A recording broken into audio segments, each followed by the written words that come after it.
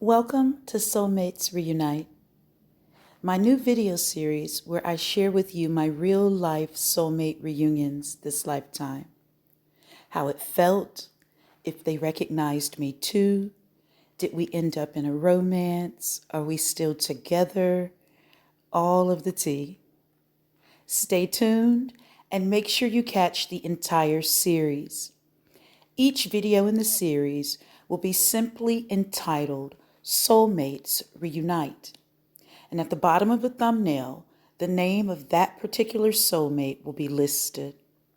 Today, we are discussing King Anachi, aka Lawrence. You give me butterflies inside. Before we get into it, let me properly introduce myself. I am Empress Nandi, ordained metaphysician, certified angel therapist, soul healer and teacher, and intuitive. Born of a ray beyond the indigo ray.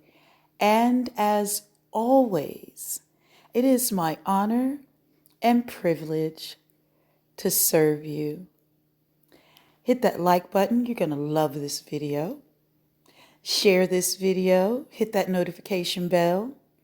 And please add your soulmate experiences, comments about my soulmate experiences below. So, what had happened was, one time I was lying across my bed. My eyes were closed. I was relaxed, tapped in, doing a Tao chant. I was meditating on the chant, totally at one with it. I was feeling the vibration as it permeated my body. All of a sudden, with no warning, without even a thought of Ghana, of Lawrence, or royalty, soulmates, I was at my Ghanaian coronation in full regalia, standing side by side with Lawrence, my soulmate from that time period, and this one. As far back as I could see, there were people from our kingdom gathered to enjoy the festivities. Everything was red and gold. There was a red carpet, red flowers everywhere, lots of red in the audience, gold everywhere, an abundance of gold. I was dripping with gold. He was dripping with gold. There were gold pillars. Gold was everywhere. I remember feeling very happy, but also nervous. There was something unusual, apparently, about our coronation taking place with us side by side, being acknowledged as the one head to the Akan throne. And there was no knowledge of my present 4D reality. I was completely immersed, completely present in a past life. And then, without any warning, without prompting, I returned to the bed chanting. Only then did I realize what had happened. That I traversed a plane of consciousness and immersed my consciousness completely there. It was experienced as vividly, as authentically as any experience I've had in this present reality. Lawrence, oh my God. I honestly can't think of this man without a whole vibration of passion flowing through me. Even if I'm upset with him, this thing just always comes over me when I think of him. So we've incarnated 4 previous lifetimes and also this life. And each lifetime together, we're having this very powerful, magnetic love between us. We were married in Singapore and Calcutta. We were royalty in Ghana, as we just experienced. And we had a powerful Indigenous American lifetime together as well. This 5th time around, we are reunited yet again in America. I sat here staring at the same old wall. Came back to life just when I got your call. For the old heads out there, that is Peaches and Herb reunited. I love that song. So Lawrence, my 4th romantic soulmate, he's the one that I know the most about from a soul history perspective. He's the one that I don't want to say have the most powerful connection with to date, because I have a whole host of human beings that I've produced with a different soulmate. I think what I'm getting at here is because of the royal history we share and the number of lifetimes we share, the connection is undeniable. It's a whole thing. It's a whole stratoverse of its own. Stratoverse. I just made up a word. That's how it feels. So even though I had experienced 3 soulmates prior, including a husband, it wasn't until meeting this soulmate that the heavens started teaching me firsthand what it actually means to be a soulmate, showing me with my own experience what soulmates are. Now, I had other phenomenal awakening experiences in the relationship with the soulmate before this one, and we'll talk about that in another video. The first time I saw this man, I was at the company for an interview. Man, my heart skipped a few beats. At that very moment, my soul memories awakened of our past lives together, but I didn't know what was happening.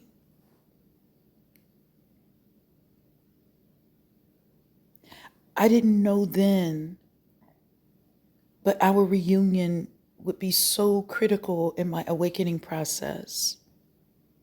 At that point, he was just a deliciously fine specimen of masculinity, and I was enjoying the view. I also had no idea I would become obsessed with our love story. I learned later, of course, that he and I were Ghanaian royalty in one of our 5 lives together. But at that time, I didn't know anything. And so we just relived the third eye experience of our coronation. So that happened years after our first meeting. But interesting enough, we both have a present life connection to Ghana. He was born Ghanaian, and my uncle was assistant chief in the eastern region. I have family in Ghana right now. So when we first met, I noticed everything. But I was there handling business. I didn't know if I was ever going to see that man again.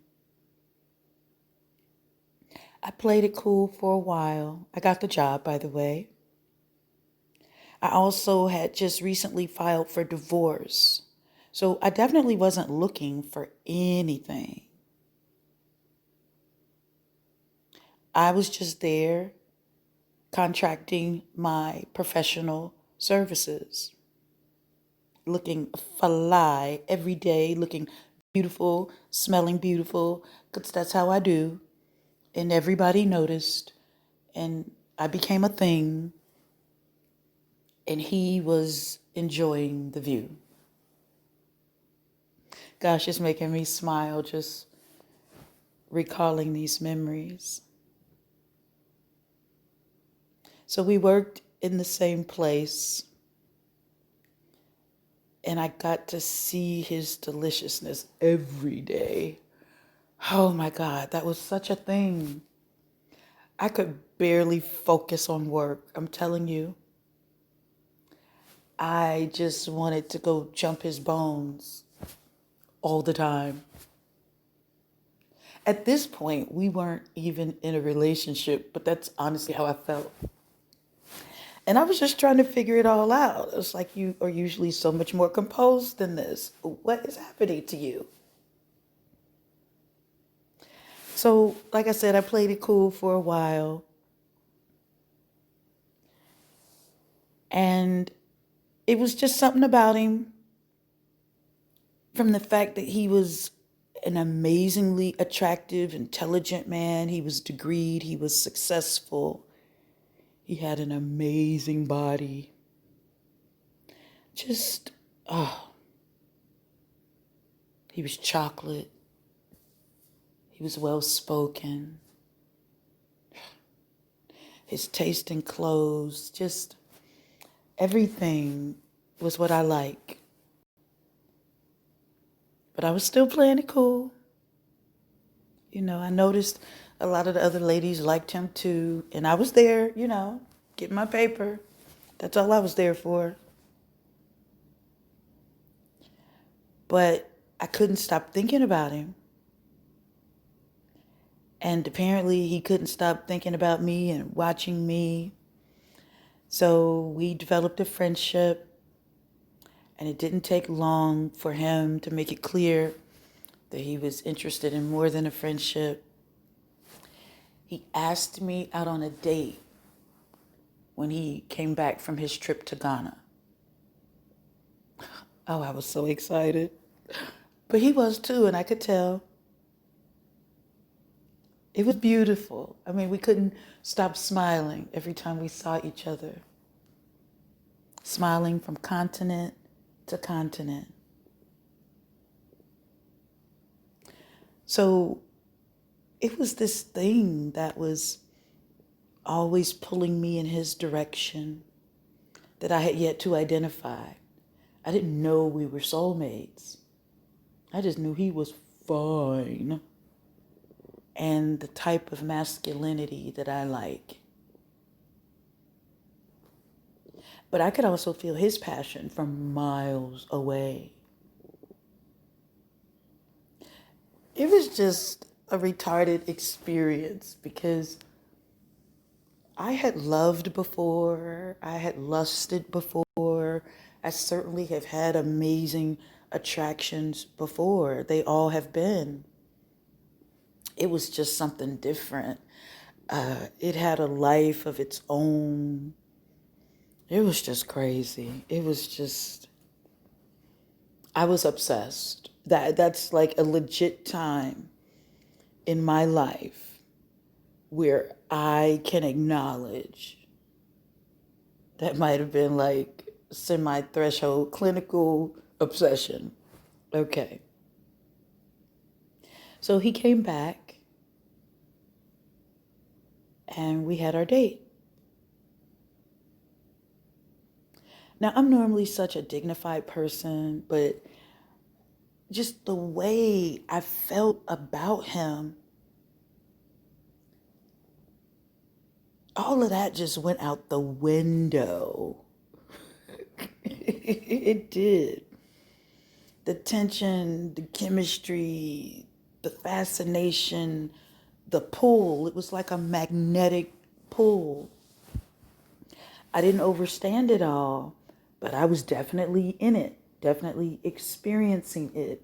It's like the more I would try to tame it, control it, put a lid on it, become my demure or regal royal self again, Lord, all it would take was him to just blow my way, or for his number to pop up on my phone, or me to just think about him. He was like kryptonite in a way. Part of being so sensitive, I cry a lot. Like I am crying real tears as I share this story with you guys. So we went on our first date, and I kid you not, this man was interviewing me to be his wife. I was like, really, dude? Wow. He was so strategic with it too, very lawyerly. First, he asked all the questions about the divorce. When did I file? Am I serious about it? Can you show me the papers? In other words, Goddess, are you free and clear with no other empire laying claim to you? Once that was established, he wanted to know about, it sounds very crazy to say this, but me king want to know about my reproductive situation. I thought, oh my God, this dude is cray cray. Who asks such a thing on a first date, right? Now, keep in mind, neither one of us was really conscious of exactly what was going on, but this was definitely a divine appointment that we were experiencing.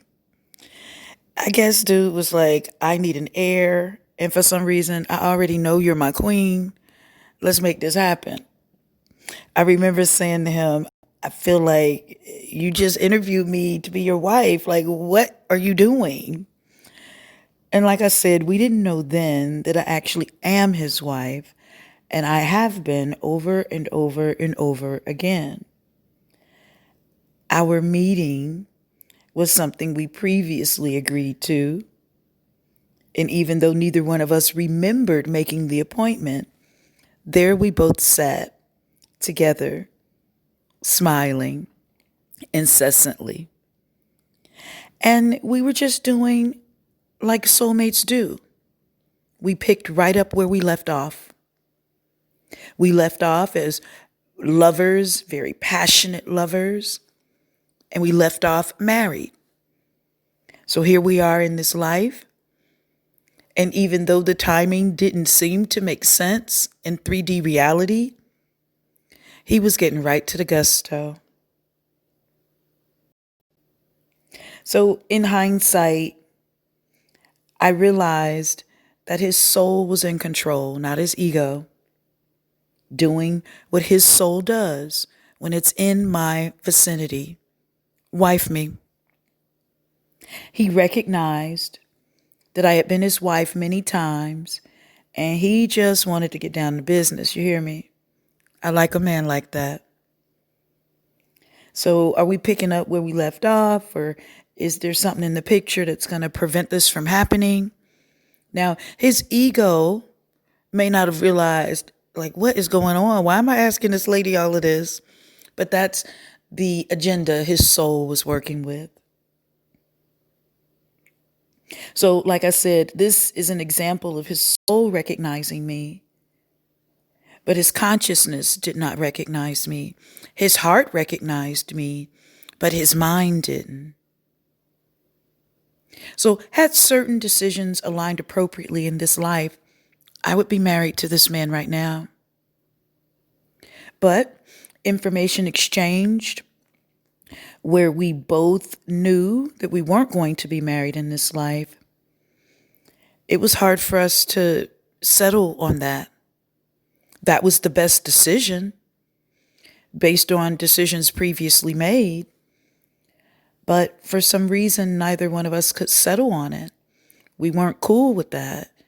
We continued to have this magnanimous, bombastic attraction and this kind of crazy relationship. And I call it crazy only because it was pulling us so strongly toward one another.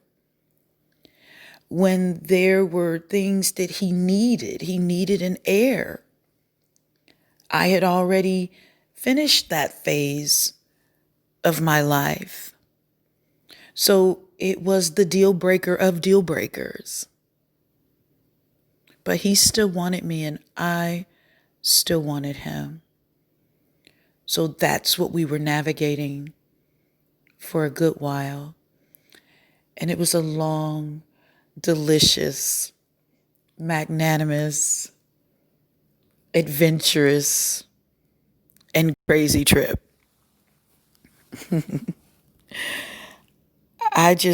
All the things that were in store for me that I learned about myself, I mean, who could have prepared for it, you know?